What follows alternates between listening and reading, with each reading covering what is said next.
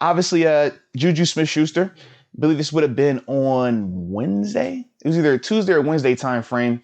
He was at an event in Dallas for the for 7-Eleven actually at the Cowboys Stadium, and he got to talking, ladies and gentlemen. He got to talking. So if you have the quotes up, Deke, man, I'll let you take over right here, man, and lay the ground floor for these comments. And after that, man, we'll react and see what the temperature is on the situation here. Okay, this was on Twitter. This was from a blue checkmark guy, Michael Belkin.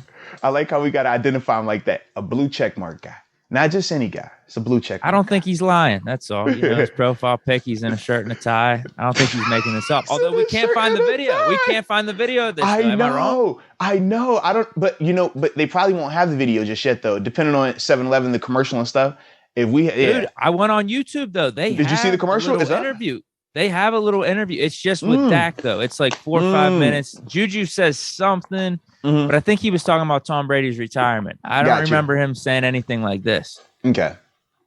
So this could just be hearsay. Anyway, JuJu says at a 7-Eleven event, he's most likely headed for free agency. On Dak Prescott, he's a great quarterback. Catching balls from him in a facility like this, I wouldn't mind it. The Steelers are still working on trying to get out of the wooden locker rooms. And then he does add, this was another tweet I saw, that he hopes the Steelers hear what he just said. Yes. But that's all I know. I don't know if there's anything else to add to that. No, man, you hit it good right there, man. Biggest thing, man, for me, man, I thought it was funny.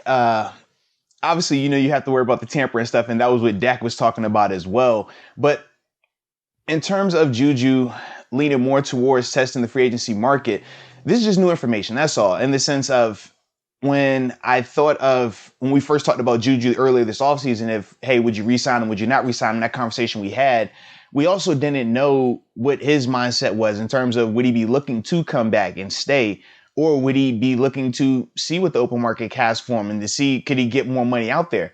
So with this, it just seems that, all right, at least we know, or at least we're starting to lean more towards he's going to at least want to test his market, which gives you some more information, though, in terms of you can't necessarily 100% bank on him being a lock to re-sign here anymore. That's also the part for me that I was thinking of. Oh, yeah, for sure. I mean, he tested out his market last year. Why wouldn't he do it again this year? Yeah. He was almost going to sign with the Chiefs. He was almost going to sign with the Ravens. Just decided to come back to Pittsburgh. Got that final call from Ben. Heard that he was coming back. This was 7 hit him up. Maybe looking back now, maybe Ben did say to JuJu, this could be my last season. At the time, I don't know. I don't know if you would have sold me on that. And then JuJu, I can't remember if JuJu hinted to something like that. He might have hit it to something like that. He might have. He might have at some point. I didn't want to hear it though. But there were some rumors that were coming out a couple weeks ago that he was interested in the Chiefs. I'm like, okay, that's no surprise there. Yeah. We talked about what the Steelers should probably pay him, and if that's going to be $4 or $5 million, just based off his name alone and his brand. Yeah. I mean, and he has had some production in was that last year, his fourth season, yeah. In the NFL? Was it? Whatever. In his little short stint in the NFL thus far, he has been productive, even outside of AB. He had over 800 yards. Like, that's good for a receiver. Not a Pro Bowl receiver, not a wide receiver one, but to get something in free agency, I think he can get more than $4 or $5 million somewhere else. Yeah, I definitely think that he will get compensated because he, like you say, he's a good player. He's just not a bona fide number one, and you're just questioning in terms of the style of him as a number two or a slot receiver, and that really dictates the market for him. But if you're JuJu, you also have to think about your off-field market as well, because you might sign somewhere for a little bit less, but if the brand is big for that team, not even saying that he would go to Dallas, but just an example given could be a Dallas or a LA, right? For a Rams, Chargers situation where you have a big market where he could still thrive off-field as well, like he's done here in Pittsburgh. I also think that that's something, that could come into play with his decision as well, man. I just looked at an ESPN article yesterday too, where they did a simulation. And I was looking at some of the numbers they were throwing around, and I'm like, holy hell. Yeah, bro. Like, I feel like some of these numbers are really inflated. Yeah, what were you saying? But I also saw another article for receivers. They had like Mike Williams getting in the teens per year. I'm like, man, This is a lot. That's high. That's high. That's what I mean. Devontae Adams, I think, I don't know if this was ESPN or not, but I remember seeing a projected contract for him was like $23 million. Like that even feels like a lot for Devontae. That's almost quarter. That's really like low end quarterback money, like bad quarterback 23. Sheesh. I know. But when you think about what edge rushers are getting, I mean, those guys are getting up 20 plus. So yeah, think Joey Bosa, Myles Garrett, and TJ are all flirting around 30. Yeah, they're close. So it's like, man, if you're Devontae, I mean, when we talk about the key positions, we say, you got to have a quarterback, left tackle, edge rusher, wide receiver, corner. So wide receiver, you got to have that person because they score the points for you. And that's up there though, man. That is a lot for just one player like that, man. I'll be straight up. JuJu talking about the Cowboys getting passes from Dak Prescott. That actually makes sense. Yeah. Especially if they don't re-sign Michael Gallup. Well, yeah, because they have like that third guy, and he could fit right in with CeeDee Lamb and Amari Cooper. He's a contrast to both of their playing styles. Well, I'm interested to see what happens with Amari Cooper in that situation down there because, him and Jerry Jones, they're having a little bit of difference of opinions right now because Jerry thinks that he needs more productivity for the contract that he's on. Obviously, Amari, he's not trying to give any of that money back. So that's going to be interesting to see just what, they either get reworked out or whatever down there. But it's interesting. But I don't think JuJu ends up there, though, for me personally. It would make sense, though, branding-wise. But money-wise, I just think he would be on the lower end there. Whereas some other teams that you could go to that are a little bit more wide receiver needy. Sure. Yeah, absolutely. Absolutely. Like if he goes to Dallas, that's definitely one of those. I'm thinking about my brand. So I'll take maybe $1 million or $2 million less than what I could get on the open market. But because I know I'm going to be in Dallas, I know I'm going to have this platform, all these eyes on me. I can make it up. I can double it, in off-field ventures and stuff like that. Any takes on the wooden locker rooms comment? Hey, man, listen. As I said in the little video yesterday, no slander on those wooden lockers, man. Those wooden lockers have had great memories. We've had a lot of great moments in those wooden lockers.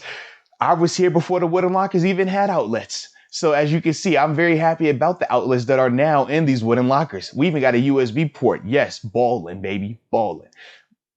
It is what it is. With Pittsburgh, man, they have historically, I know since I've been here, they've been, the team, the organization that doesn't care about amenities. They don't care about, keeping up with the Joneses and not even in the sense of, Jerry Jones, but in the sense of NFL wide, right?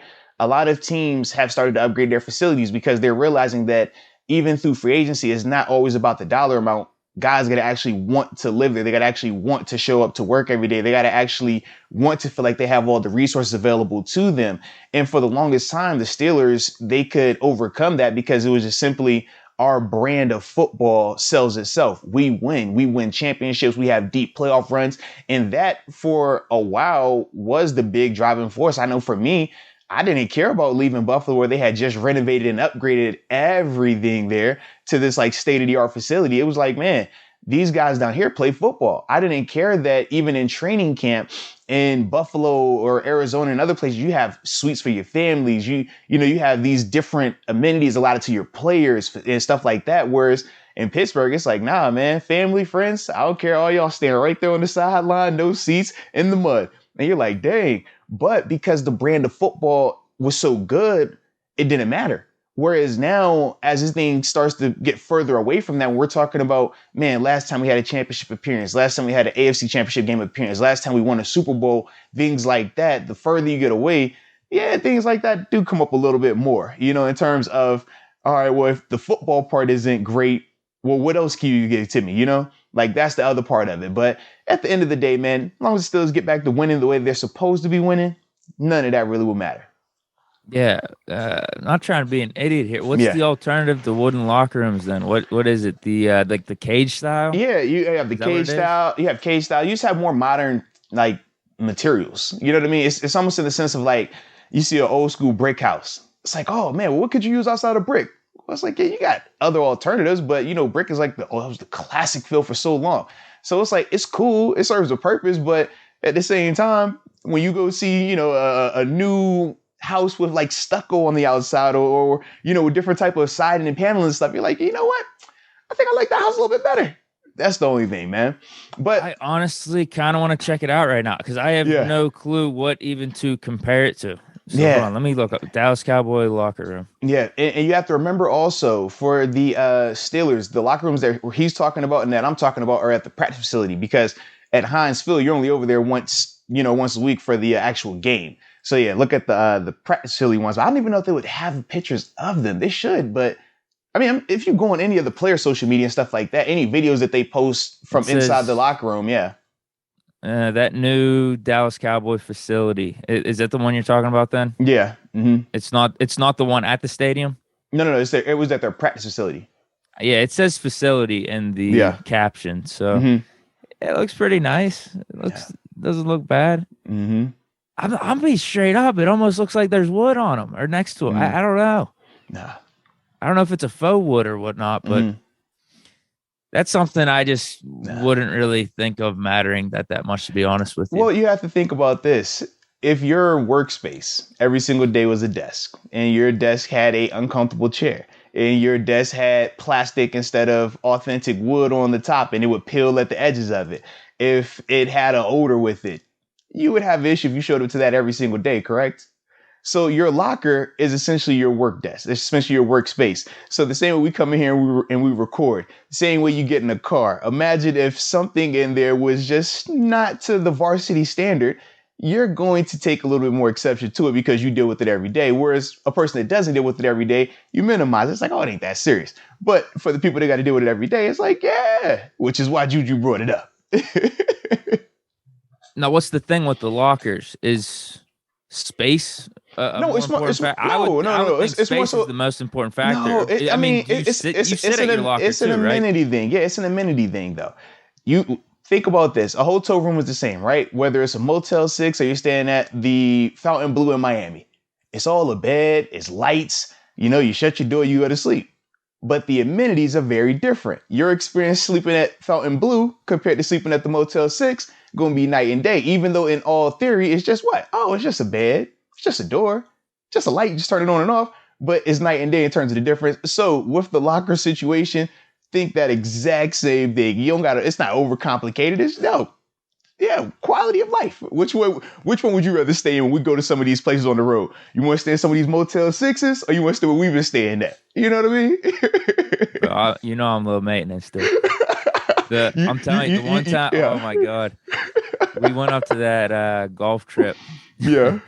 Up in Erie. This was before the Bills game because I met you up there. Yeah. My buddy ordered a hotel. It was like a motel. I don't know what the hell it was. Oh no, bro. Oh no. There was legit a cigarette burn hole on my sheet. See? It was hilarious. See, that doesn't. I'll be honest. Like that doesn't bother me. I'm like really low maintenance, so I'm probably the wrong guy to ask. No, and that's perfect. But that just also shows just the difference of quality. For me, I'm not standing for nothing like that. You're not gonna have burn holes. I've been in hotel rooms where you see insects coming and crawling around. I'm not standing anything like that. Yeah, that's a little too much. That might be my line. Yeah, but see, usually for me, when I see cigarette hole, usually I've seen bugs that come with that, and I've also seen some type of bodily fluid on said sheets as well. Oh, come on. So ask yourself this: if they won't even give you a sheet that doesn't have a hole in it, do you think they wash that big comforter? Okay then. Okay, so when you hear me talk about quality, this is what I'm referring to right here. All right. With JuJu, do you think there's less of how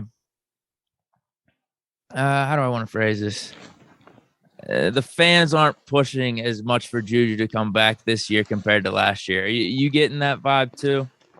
I definitely am. I think last year there was a lot more just excitement surrounding JuJu because remember he was still having a really good season too. Almost had 100 receptions. Yeah, he was having a good season. It wasn't. He didn't sustain it because remember towards the end of the year, that's when we started to have the issue with the TikTok versus actual on-field productivity. But as a whole, we were like, man, JuJu was still a good player.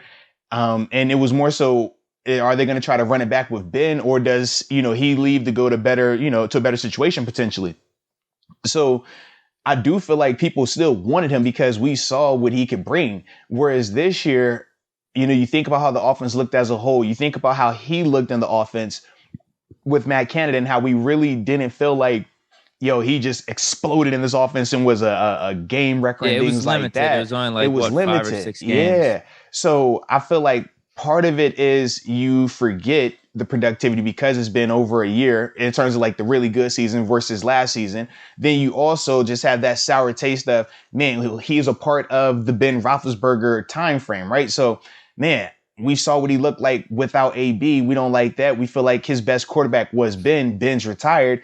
Why do we need to bring him back? Maybe we need a different style of receiver as well. So I think all of those factors have played into why people aren't banging the table and, you know, having out their pitchforks and stuff for JuJu to be returning. Whereas it's more so if he comes back, great. But if he leaves, they're fine with it. I think that's, you know, the reason for it. And like I said, it's not a negative thing, but that's just one of those, yeah, when you don't continue to produce at the level in which the expectations for you are, and you have other guys around like a Deontay Johnson, like a Chase Claypool that have emerged, it makes you a little bit more expendable to the fans' eyes as well.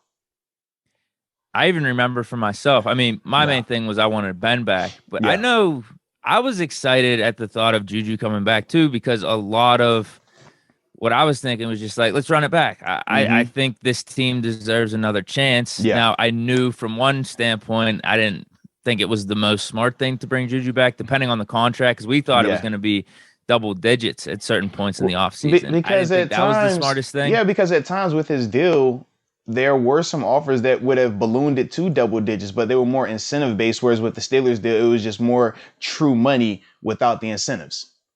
And even looking back, I mean, even the 1 year at $8 million, I don't know if that was the smartest move, thinking that we didn't bring back Steven Nelson or didn't bring back Mike Hilton. I don't think that was the direct reason.